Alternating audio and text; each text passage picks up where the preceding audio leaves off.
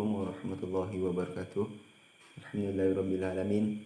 Wassalatu wassalamu ala asrafil anbiya wal mursalin Sayyidina maulana Muhammad wa ala alihi wa sahbihi ajmain. Pertama-tama marilah kita panjatkan puja dan syukur kehadirat Allah SWT yang mana telah memberikan rahmat, nikmat, serta hidayahnya kepada kita semua sehingga kita dapat menjalankan tugas mata kuliah ulumul hadis. Salawat serta salam tidak lupa kita haturkan kepada junjungan kita Nabi besar Muhammad SAW yang mana telah membawa kita dari zaman kebodohan, zaman kegelapan menuju zaman yang terang benderang seperti saat ini. Baiklah, langsung saja ke video kita yang pertama, yaitu akan membahas tentang pengertian hadis.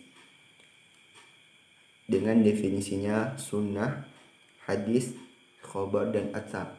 Jadi pengertian hadis dalam agama Islam dikenal dua sumber yang menjadi acuan utama dalam menjalankan ajaran Islam, yaitu Al-Quran dan segala hal yang bersumber dari Nabi Muhammad SAW, dan yang kita kenal dengan hadis. Al-Quran adalah sumber pertama dan utama dalam kajian Islam, sedangkan hadis merupakan sumber kajian kedua dalam ajaran Islam. Kedua sumber penting itu merupakan pegangan hidup umat Islam yang jika kita pegang secara teguh maka akan menghindarkan kita dari ketersesatan dunia maupun akhirat. Sebagai sumber hukum yang penting bagi umat Islam, hadis sudah dikaji berkali-kali oleh para ahli dari masa ke masa. Dalam kajian hadis terdapat berbagai macam diskursus yang menarik, terutama terkait peristilahan yang digunakan untuk menyebut segala hal yang merupakan sabda Nabi SAW, perilaku beliau, persetujuan beliau atas dasar sebuah peristiwa maupun respon terhadap kondisi masyarakat sekitar. Maka seringkali disebutkan dalam literatur dalam kajian hadis istilah hadis sunnah, khobar maupun atsar. Istilah tersebut dipergunakan secara acak yang terkadang menimbulkan pertanyaan terkait apakah istilah tersebut berbeda ataukah sama. Oleh karena itu, saya akan menjelaskan sedikit tentang beberapa hal dari pengertian sunnah, hadis, khobar, dan atsar. Baiklah, yang pertama kita membahas sunnah. Secara bahasa, sunnah berarti jalan, arah jalan, aturan, cara berbuat atau tingkah laku kehidupan. Dalam Al-Quran, kata sunnah dan bentuk jamaknya sebanyak 15 kali yang diulang dalam Al-Quran. Menurut pengertian etimologis ini, sunnah juga berarti jalan hidup yang baik ataupun buruk. Ibnu Manzur mengatakan bahwa sunnah adalah jalan orang yang ditempuh oleh orang-orang terdahulu dan menjadi jalur bagi orang-orang setelahnya. Dan ditambahkan oleh Mukhtar As-Sahah, baik itu bersifat terpuji maupun tercela. Secara etimologis, para ulama hadis, ulama ushul fikih maupun ulama fikih berbeda dalam mendefinisikan sunnah sebagai sudut pandang mereka dalam Nabi. Ulama hadis memandang Nabi sebagai iman, pemberi petunjuk, pemberi nasihat, sebagai suri tauladan dan panutan. Mereka menukil segala yang berhubungan dengan Nabi berupa perkataan, ketetapan, ciri fisik, budi pekerti yang baik, berupa hukum syarak maupun bukan. Dengan demikian, makna sunnah menurut ulama hadis sangat luas, mencakup segala aspek, menunjukkan hukum syar'i ataupun tidak.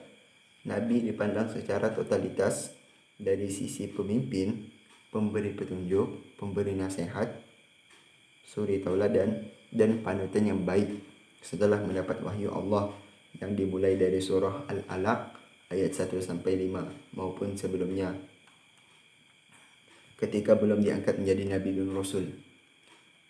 Dalam hal ini mengutip pendapat Al-Jazairi dalam Tajwih Al-Nadar, Mustafa Al-Adami menyatakan bahwa menurut ulama hadis, sunnah berkenaan dengan segala yang ditransmisikan dari Rasulullah, perkataan, perbuatan, persetujuannya, atau deskripsi tentang sifat dan tampilan fisiknya.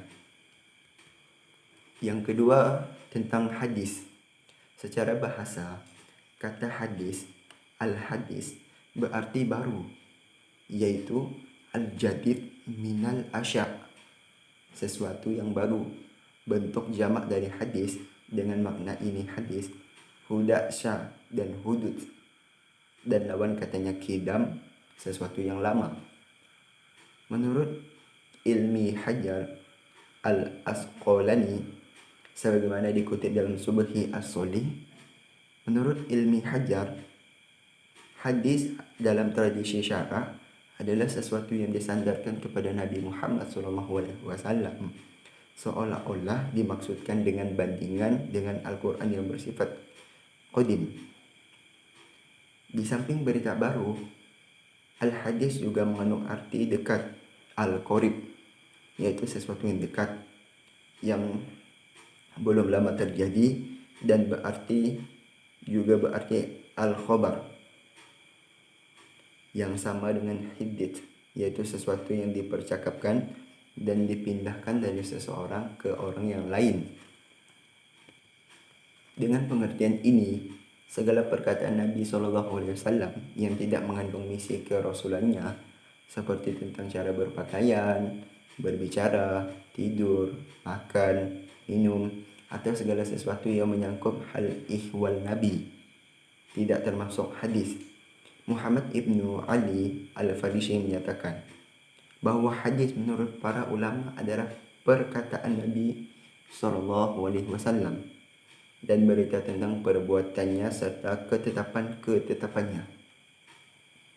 Perkataan Nabi disampaikan dengan tujuan dan keadaan yang berbeda-beda, sedangkan perbuatan Nabi diberitakan oleh para sahabat, seperti cara berwudu, cara mendirikan sholat wajib dengan benar, cara mendirikan sholat wajib dengan syarat dan rukunnya, cara melaksanakan haji, dan sebagainya. Selanjutnya, definisi tentang khobar. Secara etimologis, khobar berarti berita. Dalam pengembangan bentuk katanya, kata khobar bisa berarti pemberitaan, baik itu berita yang benar maupun berita yang salah. Kata khobar ini tidak seperti kata hadis dan sunnah yang telah dipergunakan cukup sering dalam Al-Quran maupun hadis. Adapun secara terminologis, para ulama hadis tidak sepakat dalam mendefinisikan khobar. Sebagian dari mereka berpendapat bahwa khobar adalah sinonim dari kata hadis, dan sebagian lagi tidak demikian. Di antara definisi khobar yang beredar digambarkan secara lengkap oleh Ibnu Hajar sebagaimana berikut ini. Syekhul Islam Ibnu Hajar menuturkan dalam Syarah Nusbah, khobar menurut pakai istilah merupakan sinonim dari hadis, di mana keduanya merupakan sesuatu yang disandarkan pada Nabi SAW, sahabat, tabi'in. Pendapat lain yang mengungkapkan bahwa hadis adalah sesuatu yang berasal dari Nabi SAW, sementara khobar berasal dari selain Nabi.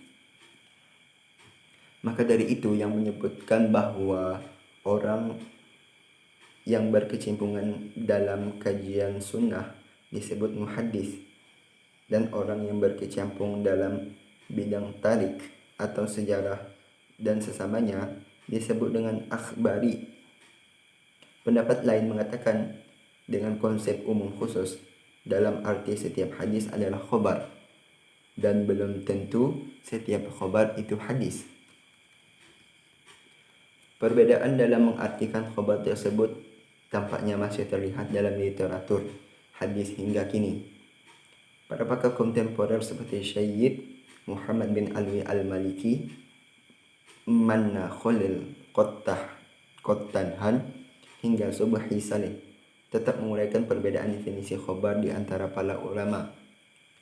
Subhi Saleh terlihat lebih memiliki konsep umum khusus dalam membedakan khobar dan hadis, dalam arti bahwa setiap hadis itu pasti khobar dan setiap khobar itu belum tentu hadis. Hal ini mengingat bahwa khobar lebih sering atau dominan sebagai pemberitaan atau pemberitahuan dari manapun datangnya. Baiklah, langsung saja ke materi yang keempat, yaitu atsar. Secara etimologi, atsar dari segi bahasanya artinya bekas sesuatu atau sisa sesuatu, dan berarti pula sesuatu dinukil, dikutip. Misalnya sering terdengar ungkapan bahwa ini tafsir bil matsur, yang maksudnya adalah tafsir yang mengadopsi perkataan-perkataan bekas-bekas orang sebelumnya. Sedangkan secara terminologi, ada dua pendapat mengenai definisi atsar ini. Pertama, kata atsar sinonim dengan hadis. Kedua, atsar adalah perkataan, tindakan, dan ketetapan sahabat. Menurut istilah jamhur ahli hadis mengatakan bahwa atsar sama dengan khobar juga hadis, yaitu sesuatu yang disandarkan kepada Nabi Muhammad SAW, sahabat, tabi'in. Dari pengertian menurut istilah ini, terjadi perbedaan pendapat di antara ulama. Sedangkan menurut ulama Quraisyan, bahwa atsar untuk yang mauquf, yang disandarkan kepada para sahabat, dan khobar untuk yang marfu, yang disandarkan kepada Nabi Muhammad SAW.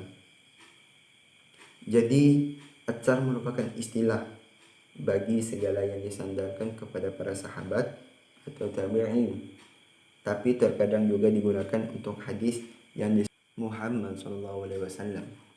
Baiklah, selanjutnya yang B, struktur pembentukan hadis. Hadis merupakan sumber ajaran Islam yang kedua. Sebagai umat Islam, kita harus menggunakannya sebagai sumber acuan hidup kita. Hadis sesuatu yang disandarkan kepada Nabi. Untuk itu kita harus meneladaninya seperti Al-Quran. Namun banyak terjadi permasalahan mengenai hadis. Hal ini diakibatkan oleh banyak hal lain, penghimpun hadis yang memakan waktu lama. Tidak seluruh hadis tertulis pada zaman Nabi. Jumlah kitab hadis yang banyak dan beragam, dengan metode penyusunan yang beragam pula, serta timbulnya pemalsuan hadis. Dalam periwayatannya sendiri, hadis Nabi berbeda dengan Al-Quran. Untuk Al-Quran, semua periwayatan langsung secara mutawir. Sedangkan hadis untuk Nabi, sebagai periwayatannya berlangsung secara mutawir dan sebagian lagi ahad. Sehingga dalam pemaknaannya pun banyak terjadi perbedaan dan perdebatan. Ada juga yang mempermasalahkan mengenai kesohihan dan tidaknya suatu hadis. Penilaian hadis dapat dikatakan sahih tergantung dari berbagai hal. Salah satu yang menjadi acuan penelitian sahih atau tidaknya suatu hadis adalah dilihat dari struktur hadisnya yang terdiri dari sanad, matan, dan rawi. Baiklah, kami akan menjelaskan sedikit tentang sanad hadis. Yang A, sanad hadis menurut bahasa adalah al-mu'tamad, artinya sandaran atau sesuatu yang dijadikan sandaran, pegangan, dan pedoman. Dikatakan demikian karena hadis bersandar kepadanya. Sedangkan menurut istilah ada beberapa pengertian. Salah satunya mata rantai para perawi hadis yang menghubungkan sampai kepala matan. Sanad terdiri atas seluruh penutur, mulai dari orang yang mencatat hadis dalam bukunya atau kitab hadis hingga mencapai Rasulullah. Baiklah, saya akan menjelaskan materi yang kedua, yaitu pengertian ilmu hadis riwayah dan pengertian ilmu hadis dirayah. Langsung saja, dalam mendefinisikan ilmu hadis dirayah, ada beberapa pendapat di kalangan ulama. Di antaranya pendapat yang memberikan pengertian bahwa ilmu hadis dirayah adalah ilmu yang mempelajari hakikat periwayatan, syarat-syarat, macam-macam, dan hukum-hukumnya, sifat-sifatnya para perawi dan syarat-syaratnya, serta macam-macam sesuatu yang diriwayatkan, serta hal-hal yang terkait dengannya. Dari pengertian di atas, dapat dijelaskan bahwa ilmu dirayah adalah kumpulan kaidah-kaidah untuk mengetahui keadaan perawi atau sanad dan sesuatu yang diriwayatkan atau matan dari sisi diterima dan ketidakterimaan perawi dan sesuatu yang diriwayatkannya. Berbeda dengan ilmu riwayah. Menurut bahasa, riwayah berarti kata riwayah, artinya periwayatan atau cerita.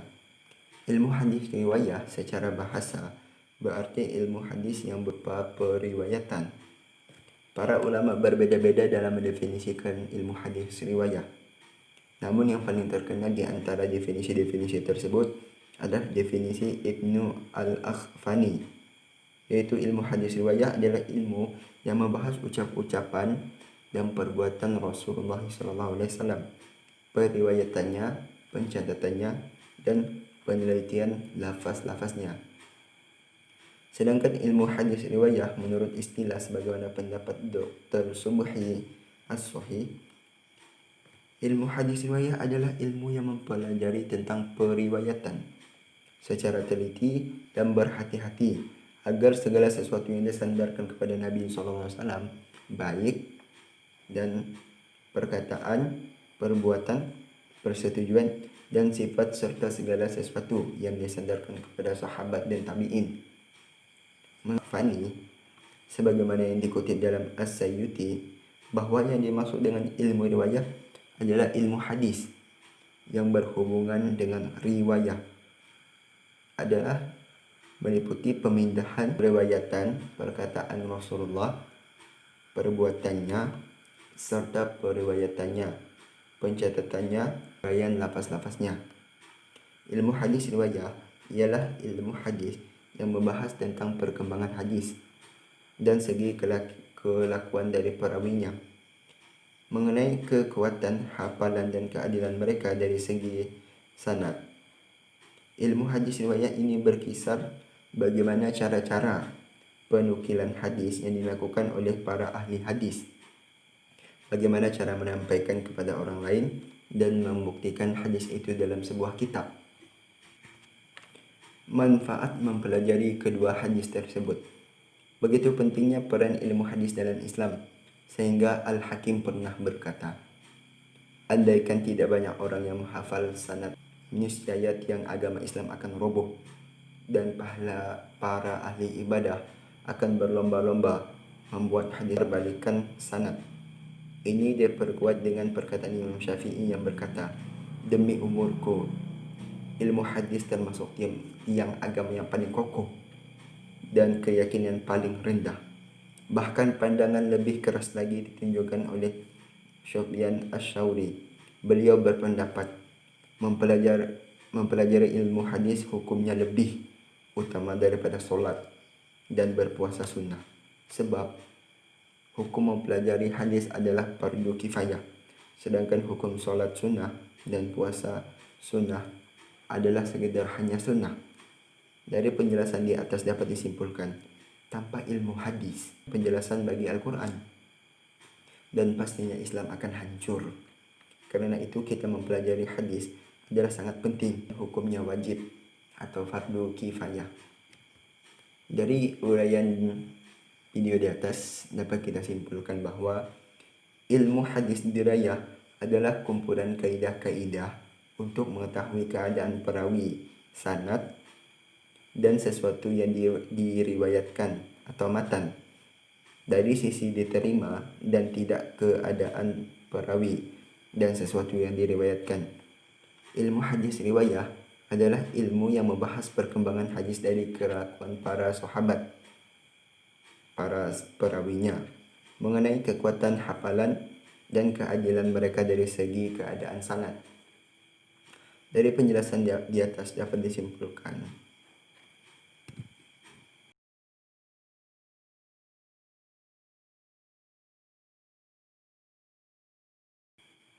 baiklah, saya akan menyampaikan materi yang ketiga, yaitu dalil-dalil kehujahan hadis dan fungsi hadis terhadap Al-Quran.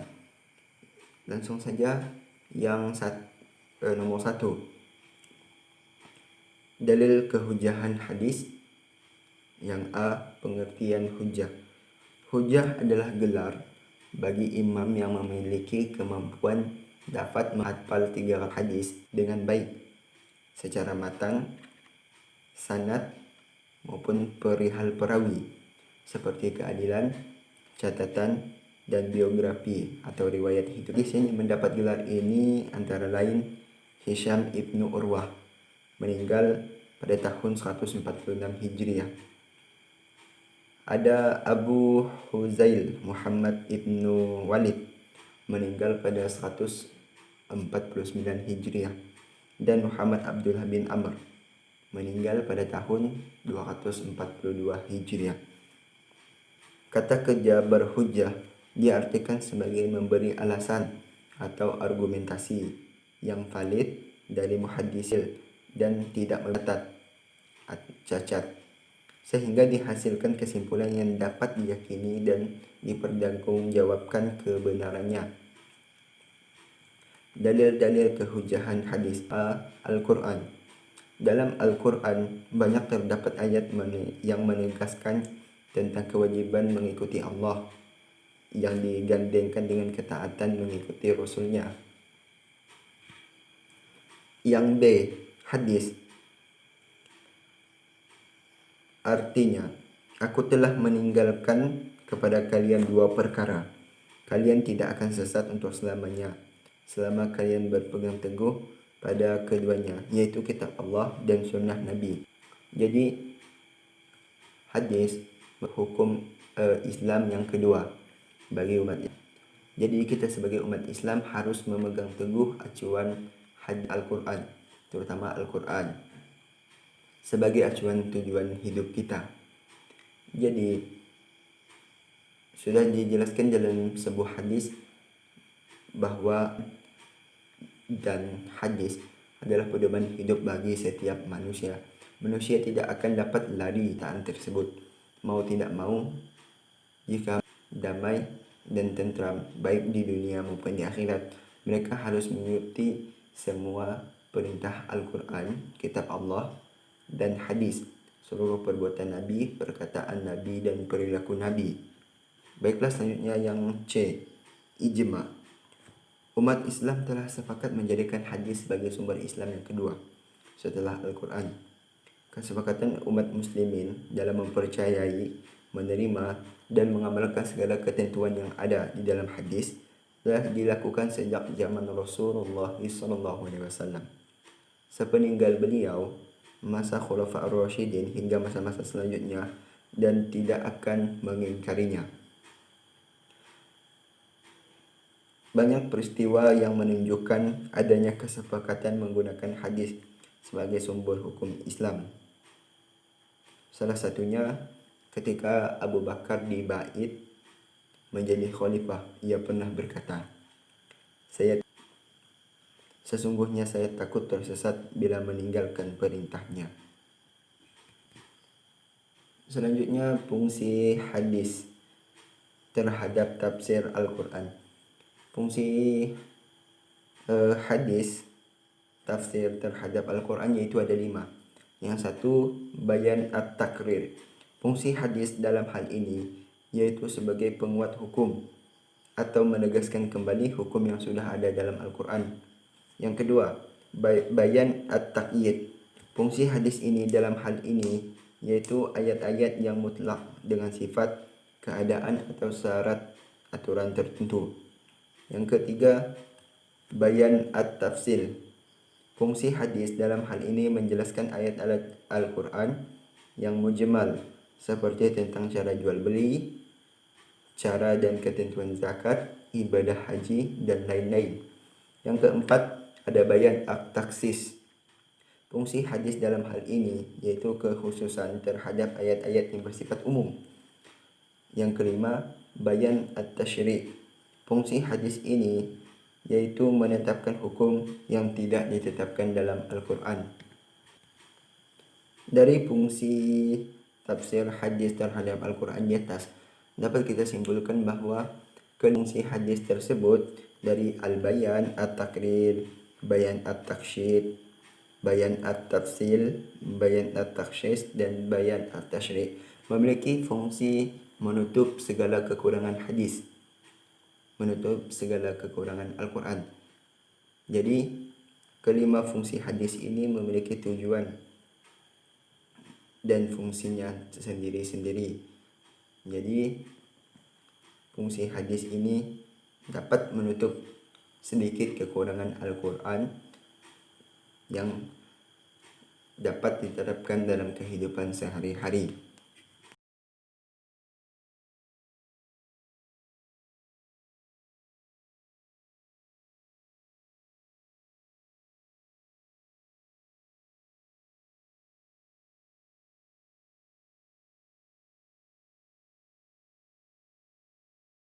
Baiklah, saya akan menyampaikan materi yang selanjutnya, materi yang keempat, syarat-syarat seorang perawi dan cara transmisinya. Dalam meriwayatkan dan menerima hadis dari seorang periwayat kepada periwayat lain, ditemukan berbagai cara menempuhnya para periwayat tersebut. Cara-cara ini dapat diklarifikasikan kepada beberapa klarifikasi sesuai dengan realitas objek periwayat dalam menerima dan menyampaikan hadis dari siapa kepada siapa. Selain itu, ulama juga membicarakan tentang syariat diterimanya suatu periwayatan yang dihubungkan dengan usia orang yang menerima atau menyampaikan periwayatan tersebut. Yang pembahasannya, pengertian rawi. Rawi bahkan atau memberikan hadis, sedangkan menurut istilah yaitu orang yang menukil, memindahkan atau menuliskan hadis dengan sanadnya, baik itu laki-laki maupun perempuan. Karena hadis Nabi SAW sampai kepada kita melalui jalur para perawi. Oleh karena itu, para ulama sangat memperhatikan para perawi. Mereka telah membuat berbagai persyaratan yang rinci dan pasti untuk menerima riwayat para perawi. Ia menunjukkan jauhnya pandangan para ulama hadis, lurusnya pemikiran mereka, dan kualitas metode yang mereka miliki. Syarat seorang perawi. Rawi berasal dari bahasa Arab, riwayah, yang berarti memindahkan atau meriwayatkan. Secara istilah, rawi adalah orang yang menerima hadis, meriwayatkan hadis, menyampaikan, dan menyebutkan rangkaian yang perawinya dari orang lain kepada orang lain. Salah satu cabang dari penelitian hadis adalah penelitian terhadap rawi hadis.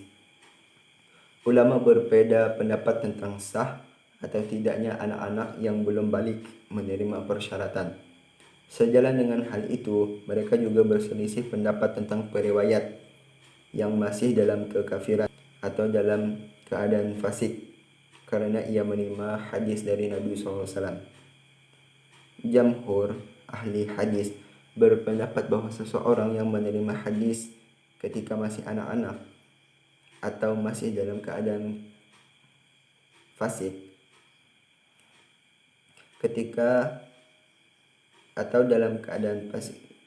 ketika itu ia dapat menerima periwayatannya bila ia menyampaikannya dalam kondisi dapat diterima, yaitu anak-anak yang sudah dewasa, orang kafir yang telah masuk Islam, dan orang fasik yang sudah bertaubat.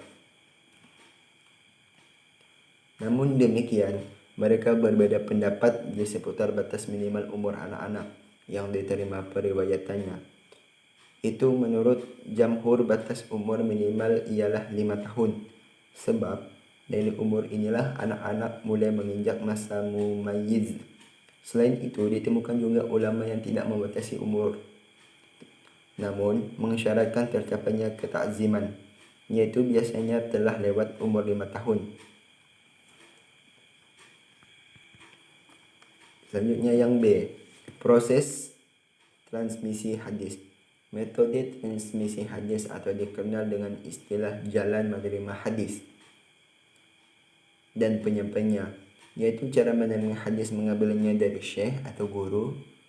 Kata transmisi berarti penyampaian atau peralihan atau penyebaran. Jadi transmisi hadis diartikan sebagai proses peralihan atau perpindahan suatu hadis ke sanad-sanad sampai ke perawinya. Yang D, syarat dalam penerimaan hadis.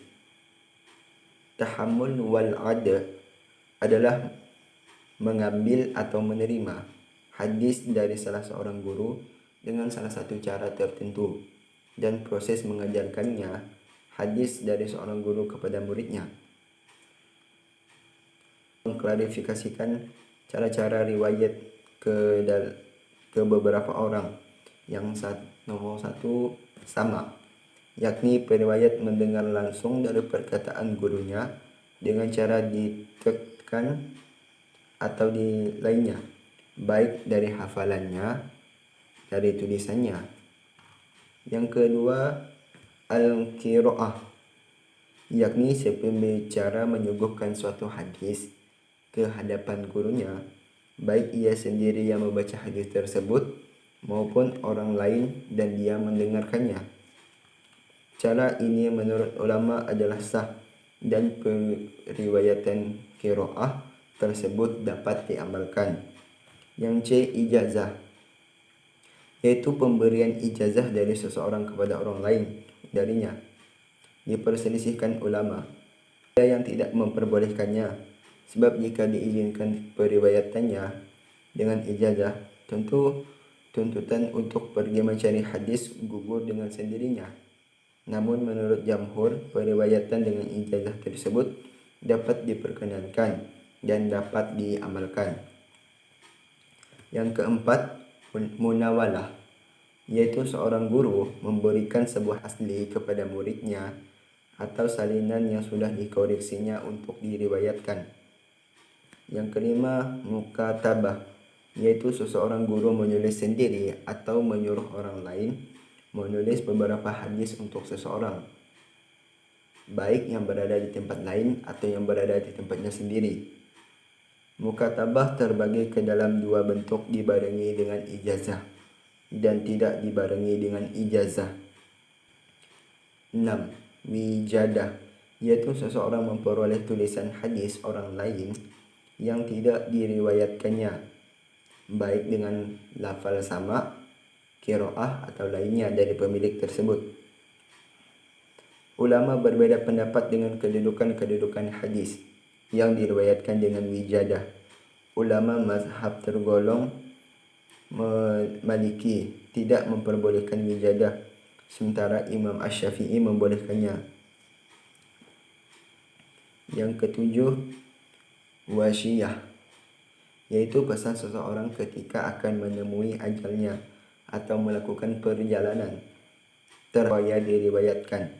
Ibnu Sirin memperbolehkan mengamal hadis yang diriwayatkan dengan cara wasiyah ini, tetapi jamhur ulama tidak memperbolehkannya bila yang menerima wasiyah tidak mempunyai ijazah atau pewasiat. Yang terakhir, ham, yaitu pemberitahuan guru kepada muridnya bahwa hadis yang diriwayatkannya merupakan riwayatnya sendiri yang diterima oleh guru dari seseorang dengan tidak menyuruh agar murid tersebut meriwayatkannya. Karena hadis berdasarkan ham di atas diperbolehkan ulama karena kemungkinan bahwa sang guru telah mengetahui bahwa dalam hadis tersebut ada cacatnya. Dari pemaparan di atas dapat kita simpulkan seorang perawi mempunyai peran yang dan sudah barang tentu menurut pertanggungjawabnya cukup berat, bahkan sangat berat. Sebab sahnya atau tidaknya suatu hadis juga tergantung pada seorang perawi. Metode transmisi hadis atau dikenal dengan istilah jalan menerima hadis atau penyampaiannya, yaitu cara-cara menerima hadis ambilnya dari syekh atau guru. Kata transmisi berarti penyampaian atau peralihan penyebaran.